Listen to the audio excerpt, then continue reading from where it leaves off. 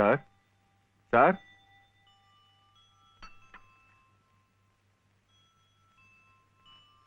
నమస్కారం బాబు. నమస్కారం అమ్మా. రండి బాబు, రండి అమ్మా. ఇదేనా మా తాతయ్య గారి ఇల్లు? అమ్మా, కోళ్ళ గారు వచ్చారమ్మా.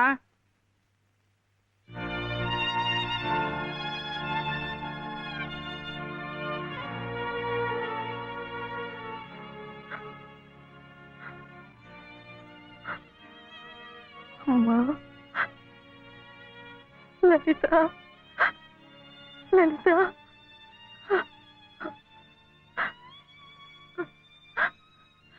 నేను నాన్న, మీ నాన్నమ్మను. అంతా విచిత్రంగా జరిగిపోయింది. నేనే నమ్మలేకుండా ఉన్నాను. వాడి మనసుకు నచ్చిన అమ్మాయిని చేసుకున్నాడు. ఎక్కడున్నా వాడిని చల్లగా చూడు తండ్రి అని ఆ దేవుడికి మొక్కుకున్నానే కానీ మమ్మల్ని కాదని వెళ్ళిపోయాడని ఎన్నడూ బాధపడలేదు. ఎప్పటికైనా ఆయన మనసు మారకపోతుందా, నా కొడుకు కోడలు నా ఇంటికి రాకపోతారా అనుకున్నానే కానీ ఇలాంటి రోజు వస్తుందని ఎన్నడూ ఊహించలేదు.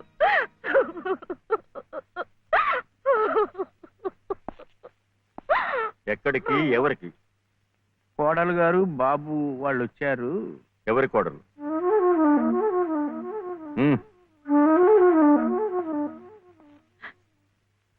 ఏమండి, వాళ్ళు తప్పే చేశారో ఒప్పే చేశారో అన్యాయం జరిగిపోయింది. కనీసం ఆ పిల్ల మొహం చూసైనా, ఈ పసికందరు చూసైనా వాళ్ళని కనికరించండి. రాజేశ్వరి, నా మాట కాదని ఈ పిల్లను పెళ్లి చేసుకున్నాడని నా కన్న కొడుకుని ఇంట్లోంచి పొమ్మన్నాను. పాడైపోయాక వీళ్ళెవరు రావడానికి? రావు గారు, మీరే అలా అంటే వాళ్ళు ఎక్కడికి వెళ్తారు, ఎలా బతుకుతారు? ఎలా బతకాలని నన్ను కాదని నీ చెల్లికి పెళ్లి చేసావు, అలాగే బతకమన్ను. అంత మాట అనకండి. వీళ్ళని సరిగ్గా పోషించే తాహత లేకే మిమ్మల్ని ఇలా అర్థిస్తున్నాను. మీరే కాదంటే ధర్మసత్రాలున్నాయి, అనాథాశ్రమాలున్నాయి. వద్దండి, ఇలా పంతాలకు పోయే ఉన్న ఒక్క బిడ్డను పోగొట్టుకున్నాం. ఇప్పుడు మిగిలిన ఈ రక్త సంబంధాన్ని కూడా. రాజేశ్వరి, నాతో వాదులాడి మన సంబంధం కూడా తెగతింపులు చేసుకోకు. రావు గారు, మీరొక్కసారి పెద్ద మనసుతో ఈ పసివాడి పరిస్థితి ఆలోచించండి. అన్నయ్య, బాబు,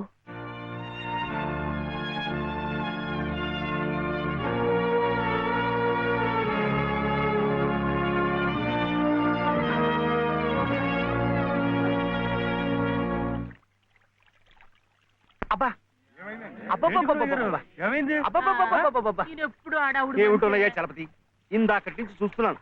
జరిగిన దానికి అక్కడే కూర్చుని ఓ నిట్టూర్పు విడిచేద్దామంటే ఏది నిట్టూర్పు రాందే, ఒట్టి సొట్టూర్పే గాని. నువ్వా ఒకే అన్నవి, ఆ అమ్మాయి ఒకే చెల్లెలు, మీది సామాన్యమైన కుటుంబం. దీనికి పెద్ద నిట్టూర్చాల్సిన అవసరం లేదు.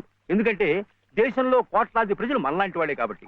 ఒక కోటీశ్వరుడు కొడుకు తండ్రిని ఎదిరించి మన లలితమ్మను పెళ్లి చేసుకున్నాడు అంటే ఇది పెద్ద నిట్టూర్చాల్సిన విషయం కాదు. లక్షల పెళ్లిళ్ళు ఇలాగే జరుగుతున్నాయి కాబట్టి. కానీ 5 సంవత్సరాలు తిరగకుండానే అమ్మాయి 5వ తరం పోగొట్టుకుని పుట్టింటికి తిరిగి వచ్చేసిందే, అది నిట్టూర్చాల్సిన విషయం. అప్పుడే నిట్టూరు చేశాను. ఇక పోతే ఆ రావు గారు పంతాలకు పోయి దయాదాక్షిణ్యాలు లేకుండా కోడల్ని మనవణ్ణి ఇంట్లోంచి బయటకు గెంటేశాడే, అదేమన్నా కథదయ్యా, పోనీలే కదా అని నిట్టూరు చదిలేయడానికి. అదే అక్కడ కూర్చుని తలుచుకుని గుండె తరుక్కుపోయి, బాబు గుండె తరకపోయిన ఉండు, అప్పుడే సొట్టూర్పు వచ్చేసింది. సరే, ఆ విషయాన్ని వదిలేయి. మనం నిట్టూర్చి ఆ రావు గారు సొట్టూర్చాలంటే ఒక్కటే మార్గం ఉంది. ఆయన్ని కోర్టుకి ఈడ్చి భరణం కక్కించడమే. ఇంకా ఎందుకులేండి వీధిని పట్టాం. ఏదో భగవంతుడు దానికి అలా రాసి పెట్టాడని సర్దుకుపోవటమే మంచిది. ఇలా సర్దుకుపోతే తన బాధ్యత తగ్గిపోయిందని దేవుడు కూడా నిట్టూరు చేస్తాడు. నా మాట విను ఉభయ కుశలోపరి.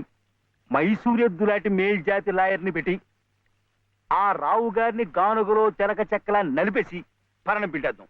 ఈ పిండుదల నిమిత్తం ప్రస్తుతానికి 2 శాతాలు, ఓ 200 ఇచ్చేయి. ఆ తర్వాత పని జరుగుదలను బట్టి శాతం. అర్థమైంది కదా? ఇద్దు గాని. గురవయ్య గారు, అరచేతులు స్వర్గం చూపించకండి. అసలే చలపతి బాబు గంగోలు అంటువాడు. అందరిలాగా ఆయన్ని కూడా గాను కట్టి తిప్పకండి. ఓ వెంకటస్వామి, చీటీ గుడ్డని పట్టుబట్టని ఒకే బండకేస్తుంది. నువ్వు ఎవరిని ఎలా చూడాలో నాకు చెప్తావా? మీకే చెప్పాలయ్యా. ఆ దేవుడి గుళ్ళో దీపారాధన కూడా కలిసి పంపించారు రకం మీరు. ఈ విషయం ఆ దేవుడే పట్టించుకోవడం లేదు. మానవ మాత్రం నువ్వేమిటి? నువ్వు నోరు పోయి. అమ్మమ్మ, వింటున్నాను, చెప్పవే. అనంతలక్ష్మి గారింట్లో వాళ్ళ పాప ఆయన తొట్లో వేస్తున్నారట. ఏమైనా ఇస్తే బాగుంటుందేమో. మీ నాన్నకు పుచ్చుకోవడం తప్ప ఇవ్వడం అలవాట్లేదుగా. అయినా ప్రద్దానికి నన్ను అడుగుతారేమిటే? మీ నాన్నని పిన్నిని వదిలేసి సర్లే, నిన్నింకేం అడగను పో. మీ బావను అడుగుతావా? అస్సలు అడగను. ఇప్పుడు అలాగే అంటావు. రేపు తాళి కట్టాక అస్సలు వడ్డీ కలిపి గుంజుతావు. బావతోనా? పెళ్ళా? రమ్మన్నారు తెమ్మని బంతికి. ఏమే వాడికి మహారాజు. అందుకే పట్టాభిషేకం చేసి గౌను మీద కూర్చోబెట్టాను. నేను వచ్చేదాకా ఉండమని.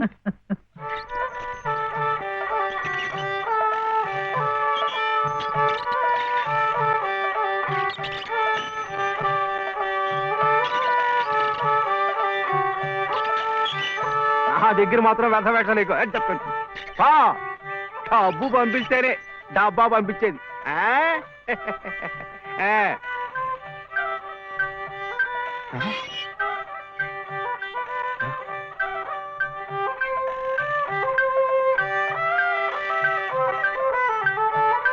అయ్యో,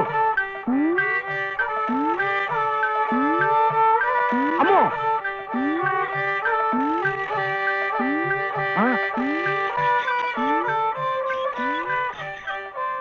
ఎరా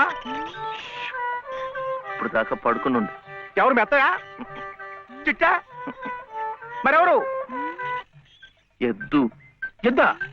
ఎద్దు ఇప్పుడు దాకా నిద్రపోయింది, ఇప్పుడే లేచి తిరుగుతోంది పాపం. ఇట్ట అరుస్తే మళ్ళీ పడుకుంటుంది. ఇంకా నూనె ఉండదు, గీనె ఉండదు. ఇంకా ఉషేమిట్రా?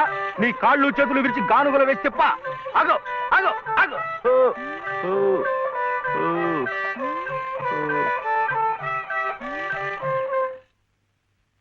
చెప్పానుగా పడుకుంటుందని. ఇప్పుడు కాడి మెడ మీద వేసుకుని నువ్వే తిరుగు. తిరుగుతాను. లే రే, ఆ నూనెంతా డబ్బాలో కలిస్తావు. ఎంత నూనె తగలడిపోయిందో. ఏమిట్రా? ఇది అమ్మకూడదు, మట్టిలో కలిసిపోయింది. ఒంటికి రాసుకుని తలంటుకో. అంటుకుంటా. కాంతం కాంతం, నువ్వు వెళ్ళి పత్రం పట్టరా.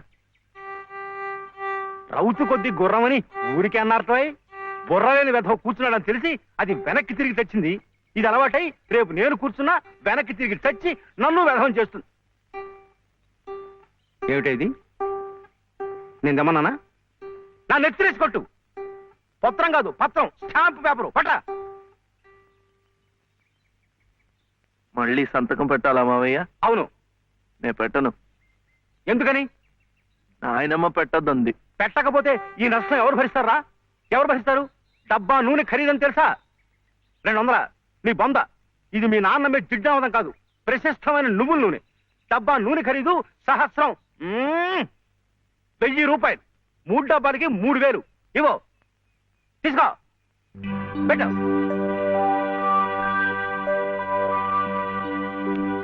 ఇది పెట్టిందే, ఇది పెట్టిందే, ఇది కూడా పెట్టింది. ఇది పెట్టలే. ఏమి కాదు, మళ్ళీ సంతకం పెడుతున్నావా? మావయ్యకు చాలా నష్టం వచ్చిందట, 3 సహస్రాలు. ఎవరు చెప్పారు? ఏమయ్యా రే, లే, మళ్ళీ ఇలాంటి సంతకాలు పెట్టావంటే ఒళ్ళంతా బాధ పెడతా. జాగ్రత్త. నష్టం వచ్చిందట, నష్టం. ఇంతవరకు ఆయన గారు పెట్టించుకున్న సంతకాలు చాలు. నువ్వు జన్మంతా తప్పులు చేసినా ఆయనకేం నష్టం రాదు. వెళ్ళి స్నానం చేసినప్పుడు. ఏమిటండి మీరు కూడాను? ఎంత నష్టాన్ని భరించమంటారు? నిండా ముంచేస్తుంటాను. నిక్షేపం లాంటి నువ్వులోనే పిల్ల కాలవలా ఎలా ప్రవేశిస్తుంది చూడండి. పద్దు పద్దు నువ్వు కాదయ్యా రాయాల్సింది. నీ పాపాల పద్దు నేను రాయాలి. నా ఇల్లంతా హక్కు భక్తం చేసుకున్నందుకు రాయాలి. వాడి పొలం చేస్తున్నానన్న పేరుతో ఎక్కడికక్కడ పందికొక్కులా మెక్కుతున్నందుకు రాయాలి.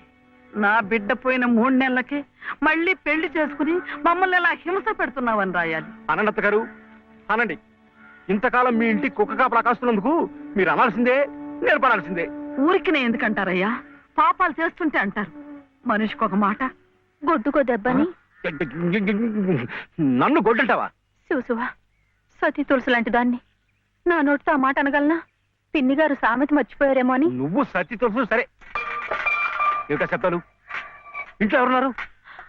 సతీ సావిత్రి లాంటి దాన్ని నన్ను అనుమానిస్తున్నారా? లోపల శబ్దాలు అవుతుంటే సత్యవంతుడికైనా సరే అనుమానం.